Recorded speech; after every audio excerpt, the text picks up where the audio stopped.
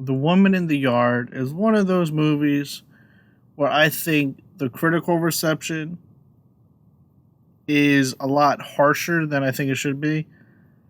This movie is quite good, in my opinion, and I was kind of taken back when I saw the reviews after watching this, and I'm like, these kind of don't make sense.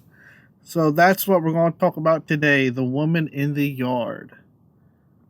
So, The Woman in the Yard is the new horror drama from Juan Colette Serra, who previously did Jungle Cruise with The Rock, The Shallows, Run All Night. He's done some pretty good movies. I'm a big fan of The Shallows myself with Blake Lively. The film's a bop. And I was very excited to see what he does next. And I like this a lot. So, what is The Woman in the Yard? Well, it features a woman who's in someone's yard. But seriously, this features a single mother who is trying to raise her two kids after something happened to their father. The film doesn't explain it right away, it takes quite a while.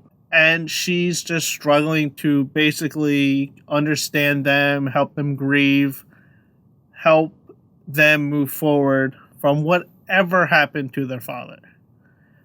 And one day, the son's like, "Hey, yo, mom, there's a woman just sitting in the yard." And of course, she goes out to confront said woman. And the woman's like, "Yo, you only got set amount of time, blah, blah, blah, before I get your kids." And as the day goes on, the woman gets closer to the house. And it goes from there. First off, the cast in this is great. Every performance is stellar.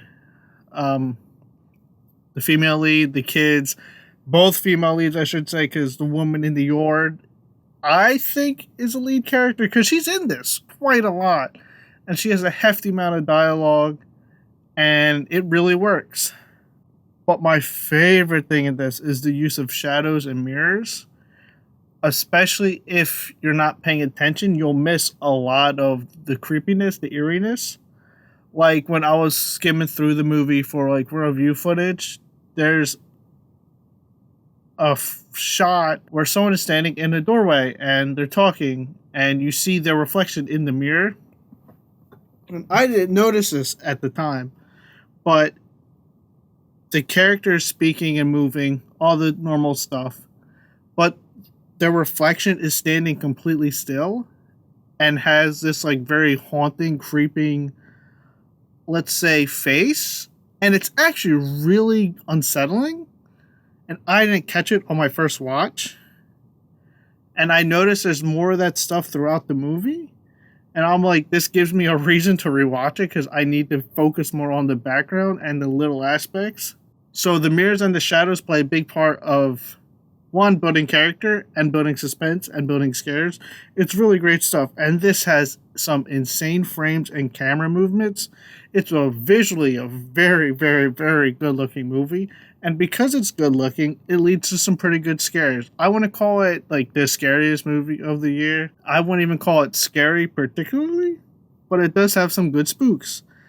And forewarned, this is drama heavy. I think it's more of a character study and a drama than a horror movie, which you could argue that a lot of horror movies are just character studies and dramas, like The Fly, American Psycho, stuff like that. So it works. And because of it's, of course, a single mother and all this stuff, there's very heavy themes of depression and grief and how our emotions and feelings, if left unchecked, can haunt us. And I think that's a theme that every human being understands and goes through.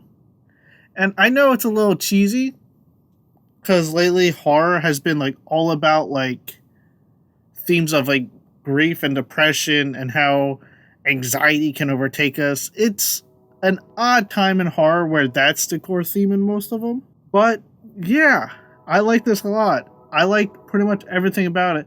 The ending is also really well done, and I like that it's up for interpretation. So, like always, feel free to like, comment, subscribe. Thanks for watching. Keep being good people.